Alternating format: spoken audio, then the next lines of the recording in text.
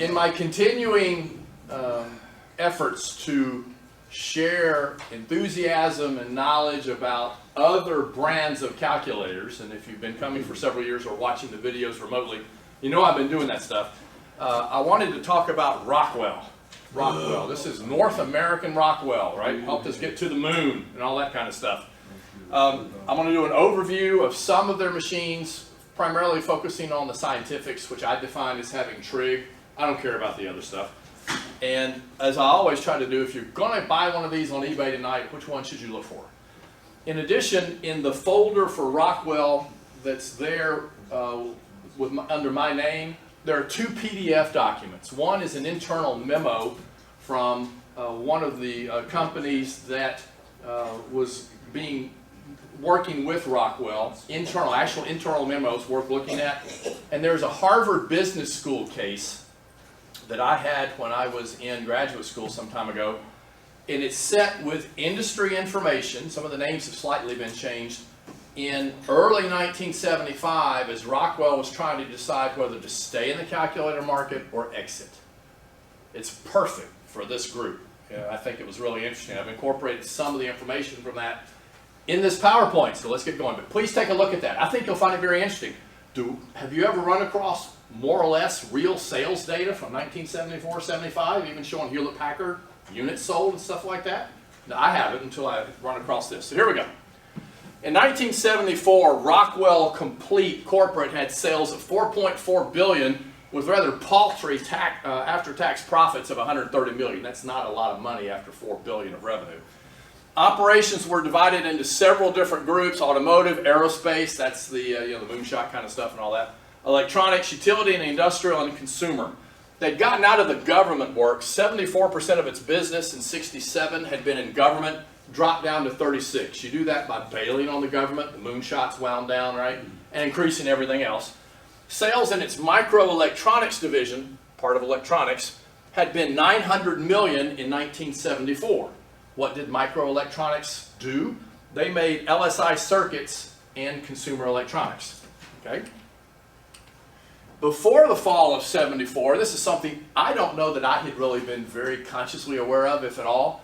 Rockwell had not sold a calculator under its own name, but it had been a private label supplier of calculators for 36 brands of calculators. I mean, there's no telling how many machines you may have seen or how many are in the old ads or any of this kind of stuff that actually were made by Rockwell, and they'd sold over 1 million units through other brands. By mid-'74, they were making 65 different models of machines and were the third largest manufacturer without their name being on it, because they had made all these different brands only behind TI and Bomar in terms of units in mid-'74. So as I say, they've been making the CPUs, they've been making Bomar CPUs, and the Bomar calculators had come from Rockwell and TI and MOS. They had made Lloyd calculators as a private label, so Lloyd's the 999, the scientific that was in all the magazines back then, the scientific Lloyd's came from Rockwell. Berkey and Keystone calculators came from Rockwell as a private label. Unicom had been a private label, and Rockwell eventually bought the Unicom business and put their own name on it. And Anita/Adler CPUs for calculators from Rockwell, and that's what that memo is about. Should we keep buying these CPUs from Rockwell or not? This Bomar has Rockwell brains. That's the MX100. Lovely bicentennial look to it, right? I wonder if anybody's going to do anything for the 250th in a few years. That Lloyd's, nice space-age rounded screen there, that's got Rockwell brains in the inside. One of the few models I've seen that has dedicated inverse trig keys. I always love seeing that kind of odd stuff. That Berkey with the lovely orange screen, lovely clicky buttons, has Rockwell brains in it, as well as this Triumph, and there are Adler versions of that one too. So lots and lots of machines that I have been looking at that are in your old calculator folder have Rockwell on the inside. Do you own all these, Steve? Do you own all Those were all my, yeah, I own those. Really? Yeah. Cool. But I'll sell them for the right price. Rockwell decided to get some for themselves. They've been making it for everybody else. Everybody making tons of money, they jumped in on their own. They entered the market with 6 models, from the 4-function 10R all the way up to the scientific 61R. These were offered in over 700 outlets, Macy's, Gimbel's, hardware stores, and others, right? They were trying to get them out there in front of the consumer. The first models were sold in September of '74, and so in 4 months they sold 500,000 units. A lot of Rockwells. I remember seeing them, friends would have them, their dads would have brought them home, stuff like that. In January '75, merely 5 months after this, they introduced 5 new models, including their 63R, their top-of-the-line scientific. So what was the problem? I mean, this is great, right? What's the problem? Well, this comes from that PDF in the business case. In 1971, the industry estimates were about 500,000 units sold and revenue of 100 million. 72, it went up 5 times, revenue only went up 3.5. 73, it went up to 8 million, a 3-time increase, revenue didn't even double, right? 74, it went up 50%, revenue went up very little, right? 15, 20% tops. And so the estimates, this is the time of that business case, should we stay or should we go? For 75 and 76 were 15 million, and look at the revenue, drop. More units, 25% more units, and it's dropping. And then in 76, another huge increase, and it drops still. So that's what they were looking at, right? Do we really want to be chasing this market of going, right? We all know what happened to the calculator market in 76, 77. The price drop was the problem, low profits. And they exited the market in early 76. So they did. That's why I really want to encourage everybody, if this is remotely interesting to you, please look over that PDF. It's got price sheets. It talks about who they were distributing to. We don't have, the community does not have that type of information for anybody else, any other brand.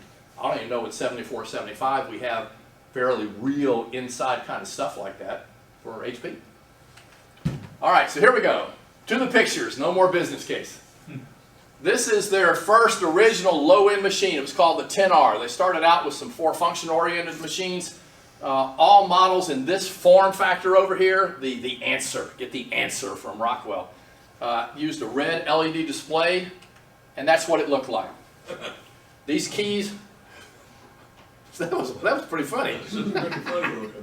Well, it is, and these things have an odd kind of rounded shape. They're soft, and they have a curve to them, so it's pretty interesting. The 10R, right? It doesn't even have a memory or anything. That's about as basic as you get, the 10R. Fred Flintstone. I'll go back. Do they have a square location? Oh, no, not at all. Oh. You're lucky to get a clear key, and you should use it. This is the Unicom branding machines. You notice the hidden sign up there in the top right corner? That's the Rockwell symbol. It doesn't say Rockwell on it, it says Unicom. But this was the 202, a scientific model. For all of these models, and for most of them, the accuracy factor is pretty bad. It's pretty bad. There actually is a Rockwell 201, this shape, and this thing's it's bigger than a 19C, Jim. Bigger than a 19C. It's heavy. There is a 201 that's just a 4-function. It's a monstrous thing. A monstrous 4-function. The 202 at least has some scientific functions, and there's the keys. So, you look, it's got logs, it's got the inverse logs, it's got exponentials, it's got an x to the y power function. Trig, arc for the trig, right? I really don't understand m plus x squared, saving x squared to m. That was on several of them. I don't get it. M plus x squared. I don't know that one. Statistics. It's for Maybe. Yeah, it's for accumulating statistics. But it has no average. You're just saving it and maybe doing some of it on your own. Yeah, you I don't recall know. divide by m yourself. You got to keep up with it because n's not in there. You can't. I just don't know. It's just kind of odd, seemingly. And then you got these lovely things: m to x, x to m, or x and m switching around up there. The double arrow key right by the clear key is to swap x and y, the order of the operators in a calculation. It's okay, but that's the 202. That was the scientific. I have to tell you that X exchange M, if you work with a machine that has that, you'll find that that's a much more powerful feature than just simply being able to store and recall memory. Absolutely, absolutely. That's why many of the TIs had it. I'm not at all trying to poo-poo the X exchange memory. That's if you're going to have something, that you ought to have that much more so than the m plus x squared. I got to figure out why that's used. Next year, we'll have a talk on m plus x squared. No, please, come back next year. Come back, I won't do I it. won't be here for that. This one is the 203. Yes, a metric converter calculator. Look at the garish colors of that thing. Woo! And there they are. There's my sunglasses. There they are. It is particularly difficult to use. I mean, this is terrible. It's very difficult. And look at the nasty color scheme. Why would you want that? CLNV. Convert it. Convert it. This is the 204. The 204 is the financial machine. That showed up in the financial calculator presentation last year. This is to my knowledge, outside of HP, the first financial machine that ever was. This is HP made the HP 80. This was next. And look at the display up there, right? Do you see how that first leading 0 looks a little strange? Every stinking one of these has a cloudy, faded display cover. I have yet to find one where you can see the digits, because whatever plastic they used up there, and this one says Rockwell, not Unicom, I mean, it's horrible. You might get it. Is the thing on? I can't tell because it's just so cloudy.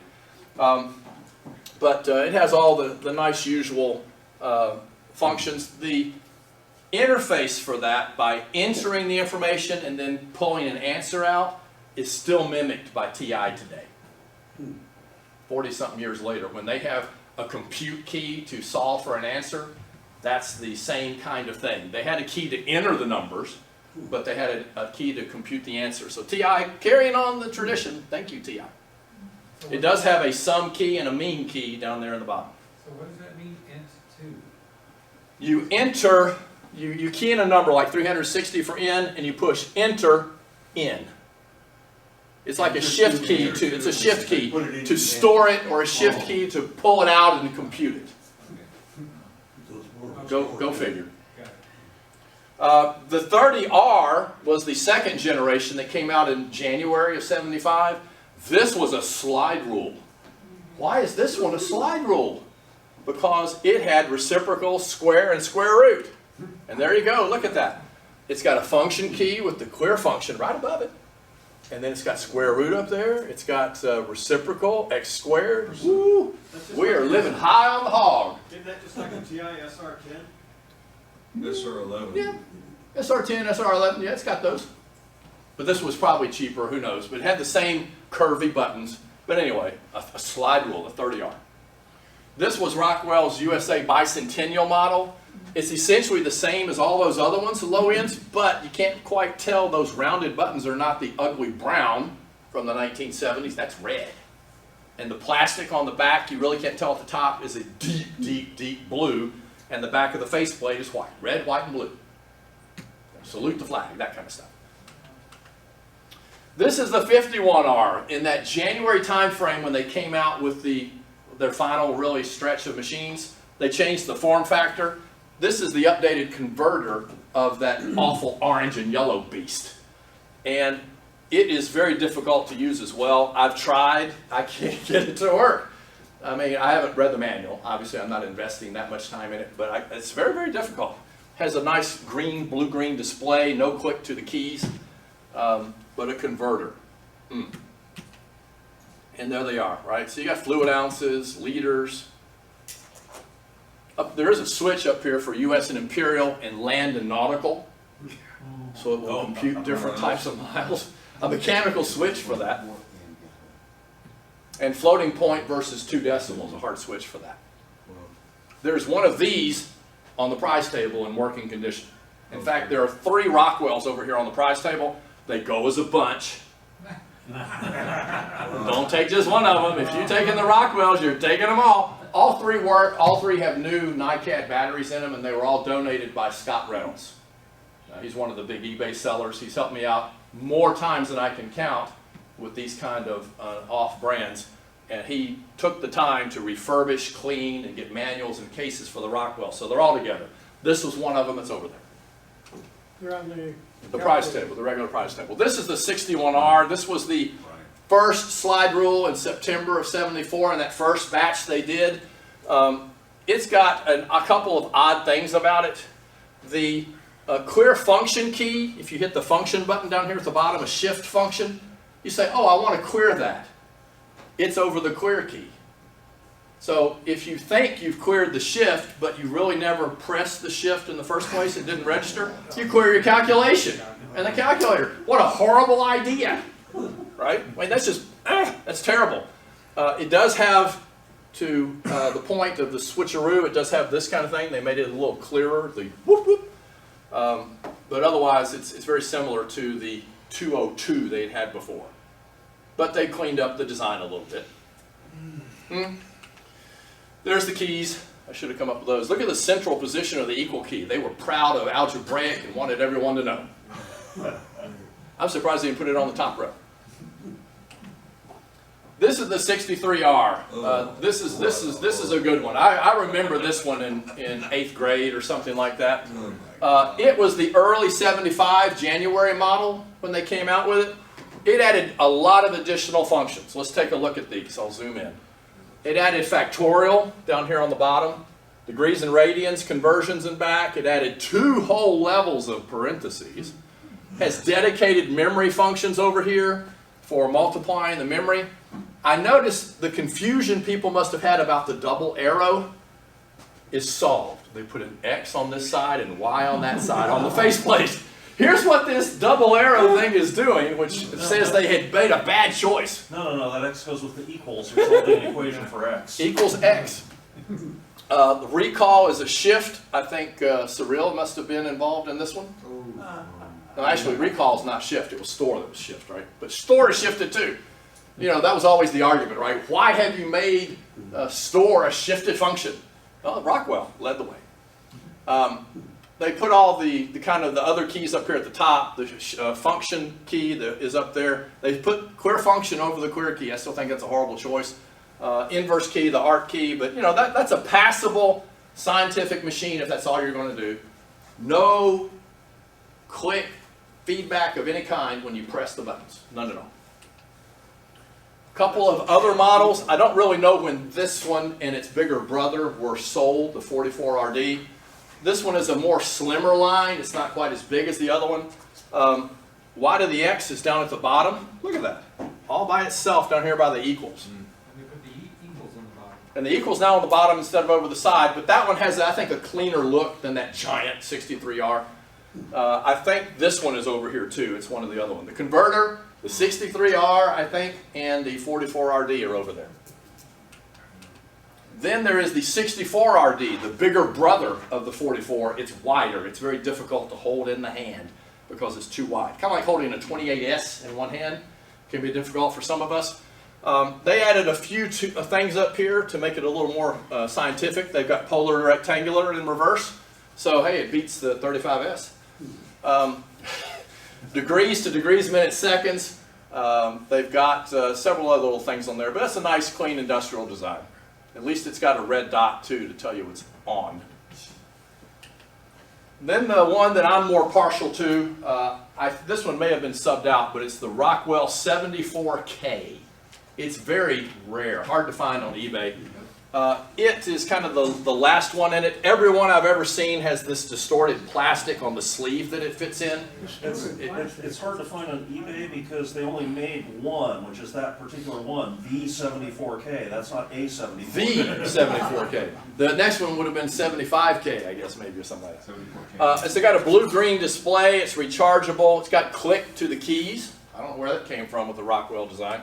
But it's got horrible precision. So take a look, right? It's got factorial up there in the corner. It's got some parentheses, degrees, radians, radian degrees, all the memory keys. It's a nice little machine. Nice little machine. So, if you're going to buy one, which, this is important because you will stay up late tonight until you look one up on eBay. If you're going to buy one, what would I recommend? Okay, Gene, you talked me into it. I'll have a Rockwell. Well, first of all, there's 3 on the price table that are absolutely no cost. Don't forget those. The 51R and 61R are fairly easy to find. Those are the scientifics. One a little more beefy than the other. But you got to take them apart to swap the batteries out. So that's a disadvantage to those. If you're going to buy one of these two, go for the 63R. Get the top of the line. It has factorial. You know, it's relatively available, but does run on rechargeables. If you put in alkalines, you're going to be taking the thing apart a lot, that kind of stuff. However, I am partial to 74K if you can find them, just because it's a little fold-up, little sleeve kind of thing and all that kind of stuff. So, questions on Rockwell. They were very important in the industry. You've got access to inside information that we don't have for any of the other manufacturers, and without Rockwell, we wouldn't have had, 15 or 20 different manufacturers and brands of all the other lovely machines that I've been talking about over the years. Bob? Does the white paper mention some of the early relationship between Rockwell and Sharp? I don't think Sharp showed up in the mention at all. And it's not surprising, when I worked for a guy from Japan, when I was at Sharp, he told me that Rockwell was a very quietly strategic partner with Sharp in the early days. Money changed hands, but he wouldn't discuss what. In the very earliest days, because Sharp had calculators in the market well before Rockwell did, but Rockwell's influence to Sharp was before those came out. Maybe it was the CPUs or the Books that are like circuits. 1970, 69, 70 sort of thing. And I asked him, I said, I never read about that. And he said, and you never will. David? If you buy one of these old Rockwells with internal rechargeable batteries, like the 63R, of which there are in fact several on eBay, what are the likelihood that when you open it up to change the batteries, you will find that you bought just a little pile of acid and rust? Less often than you Well- think. I bought a bunch of these old ones. Hey, Brian? The NiCads are dead, but they haven't Can you leaked look up on in Google many cases. and find out if I mean, Rockwell was a... Again, you don't need to go buy one on eBay because there's one here that turns on. Look at that, lovely blue. Isn't that nice? It's hard. It's a crapshoot. Certainly don't pay a lot. Are you on the internet? Yeah. But Rockwell played such an important role in all these other brands. I thought we needed to discuss them at least for a brief moment in time. Was in Anaheim, California. Any other questions? Richard had his hand open. I'll be happy to end it before he can ask. I know they're in California, but I don't know if they were. Let me ask this. Anaheim, California. Anybody here own a Rockwell calculator? Hey, you're going to quietly let the presentation end without fessing up that you have one? Doesn't everybody? It's all. I wondered. David may have one, maybe back there. I got it from you, Jake. Yeah, most of the people that have them, I've been saying, hey, you ought to go get this one. If only I could get paid from these out of business companies as an evangelist, that would be great. Now listen, I want to do this periodically, show the other brands, make sure we broaden our horizons. Thank you very much. I now return you to your regularly scheduled RPN program.